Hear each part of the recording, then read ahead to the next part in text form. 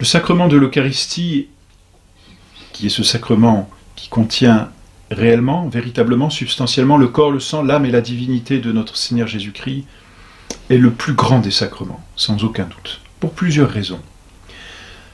La première raison, comme nous l'avons vu, c'est parce que ce sacrement ne donne pas simplement la grâce, il donne l'auteur de la grâce, c'est-à-dire Dieu lui-même. Voyez-vous, le baptême donne la grâce, la confirmation donne une grâce, l'Eucharistie donne Dieu lui-même, Jésus-Christ, vrai homme, vrai Dieu. Donc ça en fait le plus grand sacrement pour cette raison. C'est aussi le plus grand sacrement parce que par ce mystère, Dieu non seulement se rend présent, mais demeure. C'est-à-dire que on parle du Saint-Sacrement, parce que le Saint par excellence, Dieu lui-même est présent, mais non seulement il est présent, mais il demeure. C'est-à-dire que tant que les espèces sont là, la présence de Dieu demeure, de sorte qu'on peut venir l'adorer dans le Saint-Sacrement. Il se rend présent, mais il se rend non pas ponctuellement présent, mais d'une façon stable, d'une façon qui dure dans le temps. Donc c'est un sacrement qui demeure, alors que tous les autres sacrements sont transitoires, on dit, c'est-à-dire passent. Par exemple, le baptême, c'est un acte. Bien sûr, l'effet du baptême demeure, c'est entendu, mais le baptême lui-même passe. La personne, on dit, elle est baptisée, au passé. Tandis que notre Seigneur, nous disons, il est présent au présent. C'est-à-dire qu'il est là. Ce n'est pas simplement un effet du sacrement, c'est le sacrement lui-même. Voyez. La confirmation, c'est pareil, elle passe, tous les autres sacrements passent. Tandis que le sacrement de l'Eucharistie, lui, demeure. Nous voulons Dieu, c'est notre Père. Nous voulons Dieu, c'est notre roi.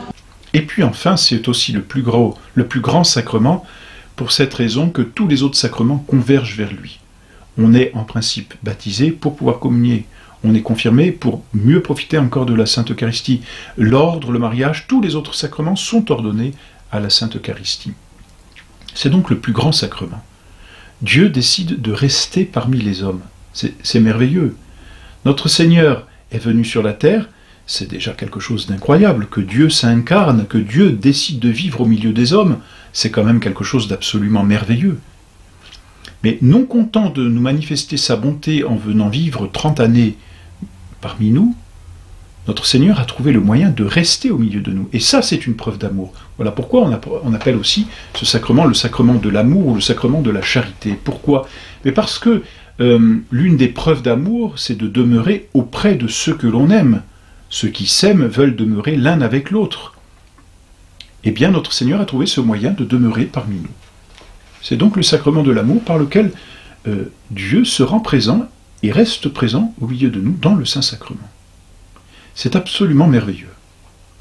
Mais notre Seigneur a trouvé encore mieux, c'est que non seulement il demeure parmi nous, mais vous savez aussi que l'amour va plus que dans la présence, disons, physique de l'un à l'autre, l'amour établit une présence que l'on appelle psychologique, c'est-à-dire une intimité telle que, comme dit saint Thomas, l'aimant est dans l'aimé et l'aimé est dans l'aimant. Ce n'est pas simplement une intimité physique, c'est une intimité psychologique, c'est la plus grande intimité qui existe.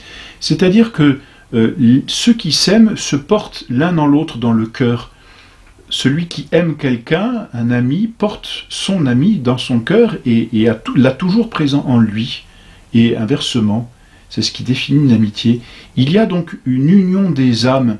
Et je crois que c'est saint Basile, ou peut-être saint Grégoire de Nazianze, qui disait que finalement, deux amis, c'est une seule âme en deux corps différents. Et c'est une très jolie définition de l'amitié qui manifeste bien cette union psychologique intérieure des âmes qui définit justement l'amour.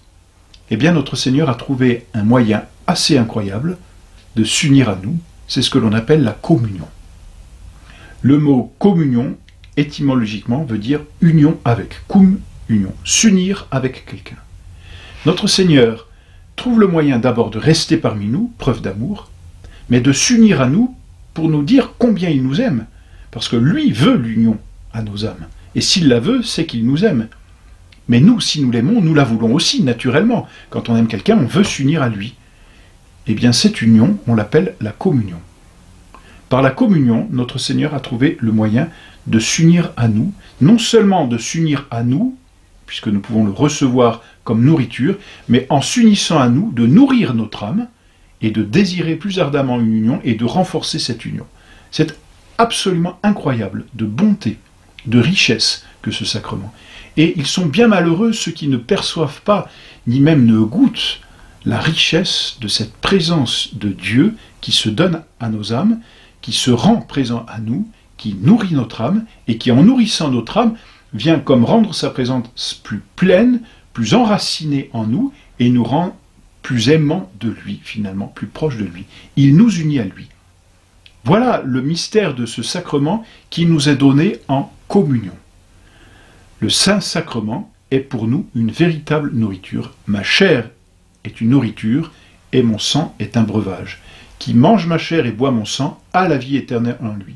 Et je demeurerai en lui, et il demeurera en moi. Les paroles de notre Seigneur sont extrêmement claires, et elles sont absolument magnifiques, parce qu'elles sont pleines d'amour de Dieu pour les hommes. Il faut donc prendre l'habitude de communier, c'est-à-dire de recevoir Jésus-Christ présent dans le sacrement de l'Eucharistie comme nourriture de notre âme. Voilà ce qu'est la communion.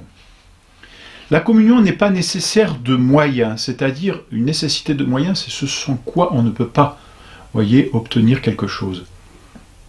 Le baptême, nous l'avions dit, est nécessaire de moyens, c'est-à-dire que celui qui n'est pas baptisé ne peut pas être sauvé, ne peut pas aller au ciel.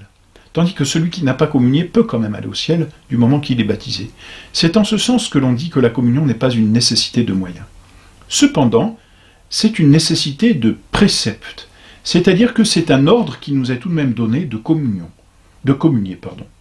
Cet ordre ou ce précepte, eh bien, nous est déjà donné par notre Seigneur lui-même, toujours dans ce chapitre 6 de Saint Jean, que vraiment je vous encourage à lire, tellement il est magnifique. Si vous ne mangez la chair du Fils de l'homme et ne buvez son sang, vous n'aurez pas la vie en vous.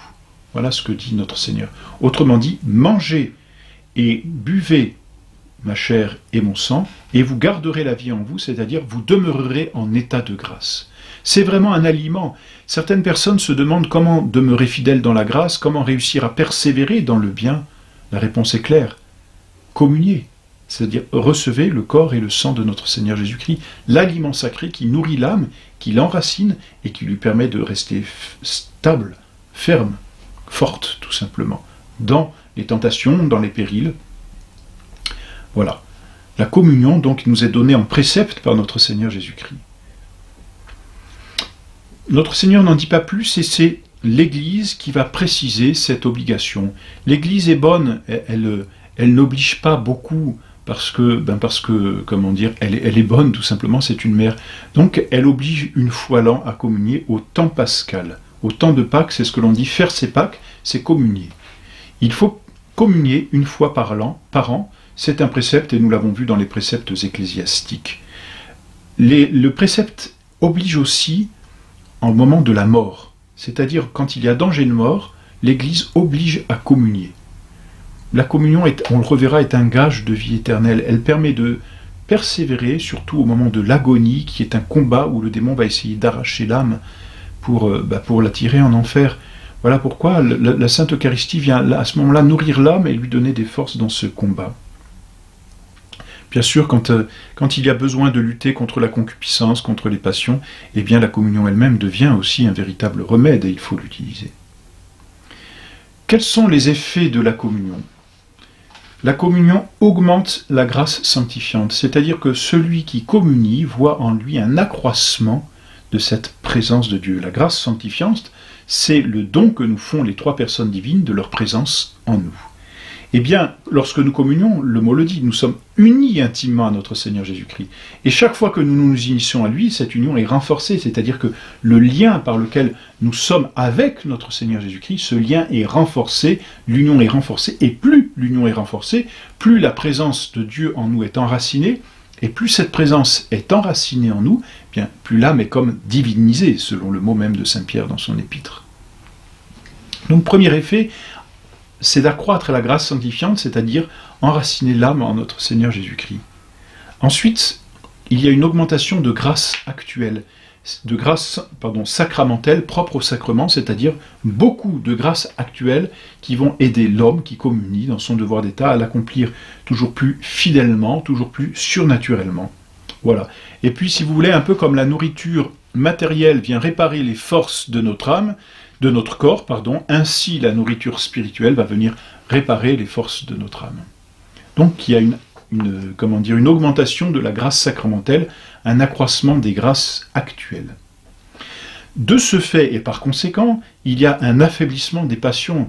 Et ça, je pense que tous ceux qui ont l'habitude de communier le savent bien. La communion vient affaiblir les mauvaises tendances, les mauvais penchants, les mauvaises passions, et même la triple concupiscence qu'il y a en nous. C'est un effet du Saint-Sacrement. Exactement, parce que quand Dieu est présent, le démon se retire, il en a peur, bien sûr, et puis surtout, Dieu reste le maître même du démon. Et puis, c'est un gage de la vie éternelle, parce que celui qui communie reçoit notre Seigneur, il reçoit le ciel lui-même. Donc celui qui communie, il est comme déjà un peu dans l'éternité, ou plus exactement, l'éternité est en lui. Quand nous communions, n'est-ce pas, Dieu vient en nous, quand nous mourrons, nous allons en Dieu. Bien sûr, à condition d'être en état de grâce, c'est entendu. Mais voilà aussi pourquoi celui qui est en danger de mort doit communier. En recevant Dieu dans la communion, Dieu le reçoit en lui. Quand la vie éternelle vient dans une âme, eh bien cette âme entre dans la vie éternelle au moment de la mort. Et donc celui qui meurt après avoir communié, c'est un gage de vie éternelle, c'est-à-dire qu'il a l'assurance d'aller au ciel. C'est certainement l'une des plus belles preuves que puisse nous donner notre Seigneur de notre salut.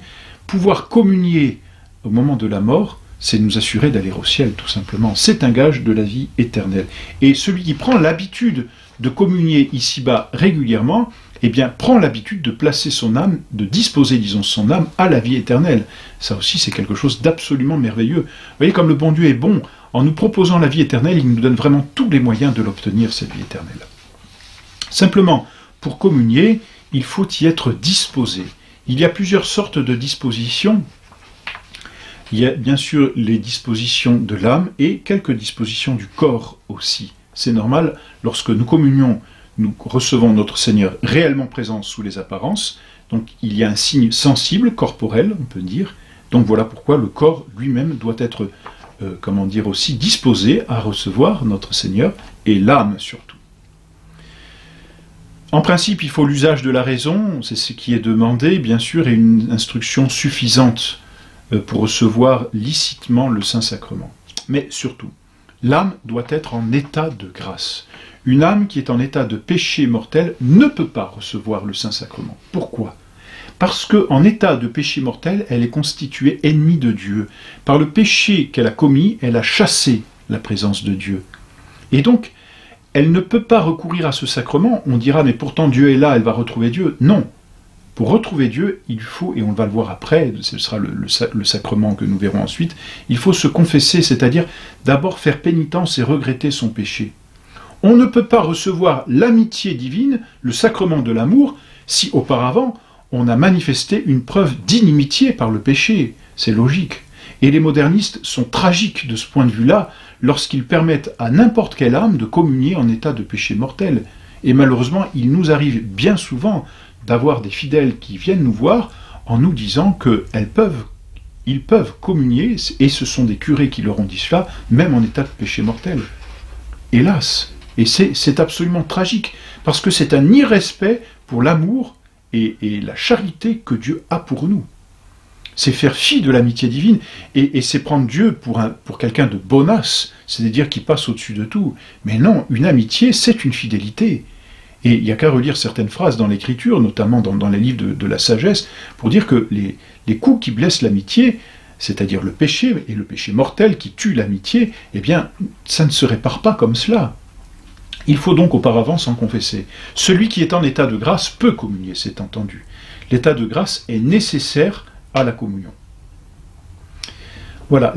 Et ensuite, il faut bien sûr une foi vive dans ce Saint-Sacrement, c'est entendu, une certaine humilité. Dieu lui-même est assez humble pour se donner à nous sous les apparences du pain et du vin, et ne pas apparaître glorieusement, à nous d'avoir une humilité en le recevant.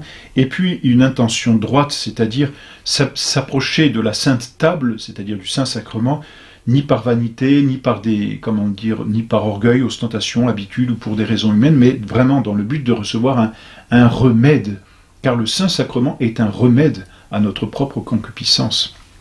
Et puis, il y a une certaine disposition du cœur. L'Église demande que le corps soit à jeun. Alors la loi, malheureusement, a été beaucoup restreinte. Autrefois, le jeûne eucharistique, qui n'est pas le jeûne ecclésiastique, le jeûne eucharistique consistait à ne pas boire ni manger depuis minuit, mais parce qu'on communiait le matin. Le pape Pie XII, qui a permis de célébrer et de communier même dans l'après-midi, a réduit ce jeûne à 3 heures. C'est-à-dire, ce jeûne consiste à se priver de toute nourriture 3 heures avant la Sainte Eucharistie, et de toute boisson, l'eau ne rompant pas le jeûne. Malheureusement, la nouvelle loi en vigueur a réduit ce jeûne à 1 heure, c'est-à-dire à quelque chose d'insignifiant. Et là, on voit bien quelque chose aussi de tragique dans ces lois modernes et disons modernisantes qui font de Dieu, là encore, quelqu'un de bonasse et qui se passerait de tout sacrifice. Il n'y a plus ce respect, malheureusement, pour la présence réelle. Ce sont des signes sur lesquels, d'ailleurs, on reviendra un peu plus tard. Bien sûr, les malades sont excusés de la loi du jeûne, et ça, l'Église est bonne. Et puis celui qui doit prendre des médicaments, c'est pareil, le médicament, ici, ne rompra pas le jeûne. Ça n'est pas un souci. Mais une personne qui est en bonne santé, eh bien, doit jeûner, c'est-à-dire préparer son corps à recevoir notre Seigneur. C'est-à-dire, c'est un peu comme un tabernacle, comme un lieu saint, on le purifie. C'est Dieu lui-même qui vient, et ça s'explique. Et puis ensuite, eh bien, le corps doit avoir une certaine décence. On ne peut pas communier sans décence. En principe, on s'agenouille, et puis surtout, le corps a un habit décent, c'est-à-dire, on ne vient pas en tenue de plage. Vous comprenez que quand je dis cela, je passe d'un extrême à l'autre, mais il y a quelque chose d'incorrect de s'approcher de Dieu en tenue de plage. Il y a une certaine décence. L'Église était assez sévère sur les lois, et malheureusement, là encore, l'adaptation au monde qu'a voulu le Concile Vatican II a fait tomber toutes ces lois de la décence qui, hélas, sont tragiques parce que, en n'ayant plus cette décence, il n'y a plus ce respect ni cet honneur dû à notre Seigneur Jésus-Christ. Et puis enfin, l'Eucharistie, le Sainte Communion, n'est plus reçue sous les 2 espèces. Là encore, on a dit, c'est revenir au premier temps de l'Église, c'est revenir à des choses qui étaient honorables que de communier sous les 2 espèces. Mais non, l'Église est sage, et avec le temps, elle a acquis cette sagesse et cette expérience. C'était compliqué de communier sous les 2 espèces, ça se fait encore, c'est permis dans certains endroits ou dans certains rites grecs, mais c'était beaucoup plus compliqué et beaucoup plus dangereux, notamment de communier au précieux sang. Pourquoi? Parce que des parcelles pouvaient tomber, il fallait purifier. Bon, et puis vous imaginez qu'on communiait tous dans la même coupe, c'est assez délicat aussi. L'Église a été sage, et de toute façon, notre Seigneur est réellement présent. N'oublions pas, corps, sang, âme et divinité, sous les espèces, les 2 espèces, c'est-à-dire sous l'espèce du pain et sous l'espèce du vin, de sorte que celui qui communie sous l'espèce du pain a communié à tout notre Seigneur Jésus-Christ. Et puis, la Sainte Eucharistie est reçue aussi directement dans la langue. Effectivement, et on dira autrefois dans les premiers temps, et on trouve des textes dans les pères de l'Église, toi quand tu vas communier, mets bien ta main droite sur ta main gauche pour recevoir le Saint-Sacrement. Effectivement, autrefois c'était donné directement dans la main, mais là encore la sagesse de l'Église est telle que par respect, c'est le prêtre qui donne directement sur la langue notre Seigneur Jésus-Christ à genoux, simplement par respect. Voilà donc pour ce beau sacrement qui nous a donné en communion.